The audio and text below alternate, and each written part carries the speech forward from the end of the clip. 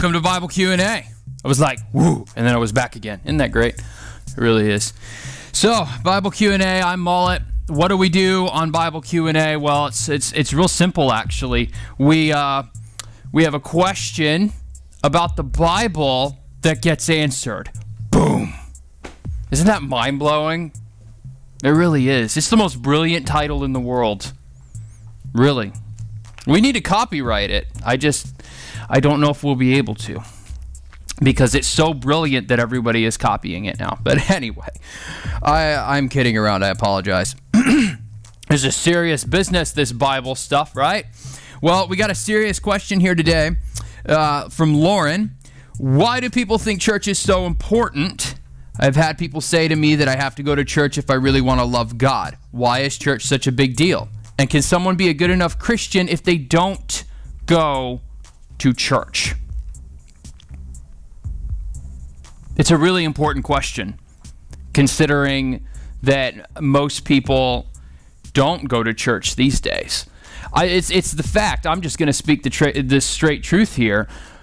Church is becoming less and less important. Now, I'm not sitting here going, oh, society is crumbling. Look at it. Everybody's running around. The immorality. That's not the road I'm going down here. Check yourself.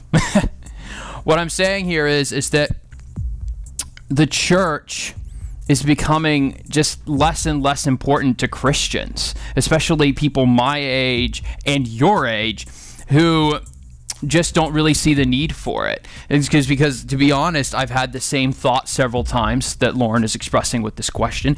I know a lot of people who've had the same thought. What is the point of the church? It just seems so good. In some ways, it seems like it's just kind of forced on us. Like, oh, this is the church, and this is the only form it comes in. Deal with it. The fact is, though, the church is important because Jesus intended for us to be part of the church. Now, when I say be part of the church, I am talking about being in community with other believers. And Christian community, most importantly, is founded upon the belief that, Jesus Christ died on the cross for our sins. And then based on that, we shape this community around keeping each other accountable to living our lives for God, to sharing the gospel with others, and to building each other up and, keeping each other strong. Because let's face it, life isn't easy. The church is about people coming together, broken people coming together to try and help each other along the way. Now, churches have come in many forms over several thousand years that the church has existed. When it first started out, the Bible talks about how the early Christians would meet in each other's homes, and they would take communion and they would share with each other. And it talks about how they would pile all of the things that people needed together. Like if somebody needed money, they would get all their money together in a big offering and give it to them. If somebody needed food, they would get food for them. They were taking care of the orphans and the widows around them.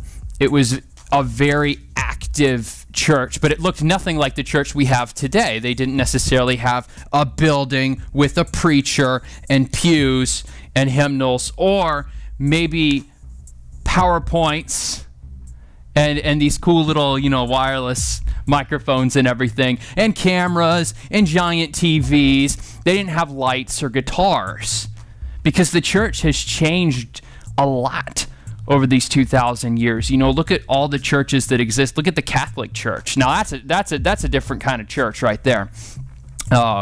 From a Protestant church, or a mega church like Willow Creek, or an Orthodox church. They're all different. Orthodox church, they got paintings on the ceiling, and that's actually really important to them. It's just about the community, most of all. And I got to stress that no matter what you believe, you should be in the church, whether you're Catholic, Orthodox, Assemblies of God, non-denominational. You don't like that stuff. Maybe you're emergent. Maybe you're progressive. Whatever your belief, whatever denomination you've grown up in or hold to, you got to stay in the church because that community is so vital. If Jesus didn't intend for it, he wouldn't have given the apostles all of these rules and regulations about how the church is supposed to run. Christ talks about, what he wants the church to do, what he wants the church to be in the Gospels. He talks even all the way down to details like how to choose leaders and, church discipline. Jesus talks about that at length, talking about exactly how they are supposed to go about disciplining members who are disobeying. And he even teaches them how to pray. And it's a thing... The thing about it is that it's so easy to forget that we need other people. Because, and especially in the church, we feel like there's a lot of judgment. There's judgment and there's a certain air about it. And I am not going to pull punches when I say that there are some churches that are more concerned with judging sin than helping people who are in sin. And at Remedy, we try to make sure that we never do that. And we like to call it around here loving people where they are at. And that's kind of a churchy phrase of saying what we need to do is we need to make sure that we are loving people and exercising grace first. So one way or another, be in a community. If the church that you're in is not something that you are liking at all, if you don't feel like it's the church the way that you think God would want it to be, if you have the opportunity, maybe check it out. Check out a friend's church if you hear them talking about how much they like it or something. It's not the end of the world.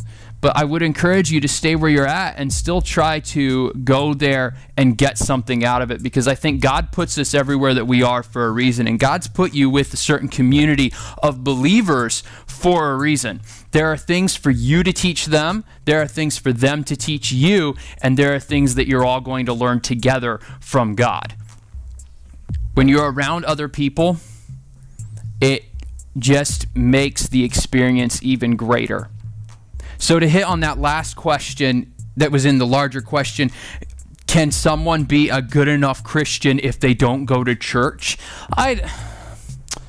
You want me to be fair with this? I'll actually say, yeah, you can be a good enough Christian. But is this really about being a good enough Christian? Because, Jesus wasn't looking for good enough, as we talked about when he said the cost of following me, as I talked about a few days ago on Bible Q&A. This isn't a matter of good enough. Like, we can't draw, it's just bad thinking to draw a line in the sand and say, once you've done this, and this, you're there.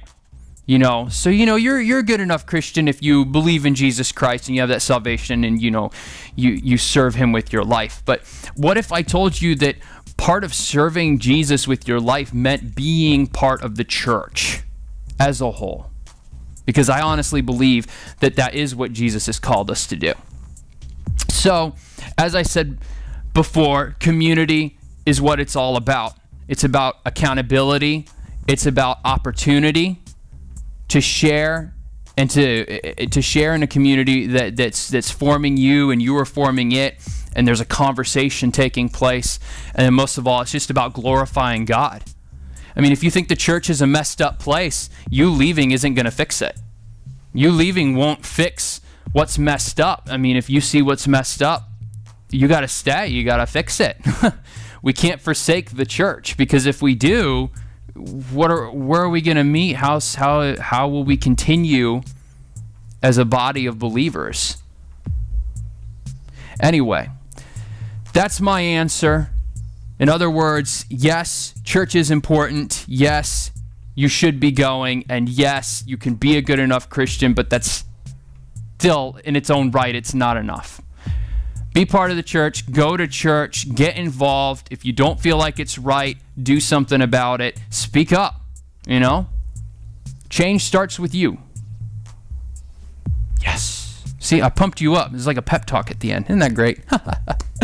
Anyway, that's plenty from me. Let's get to some music, huh? Old Steve here is going to play you some Ashes Remain. You've been listening to Bible Q&A.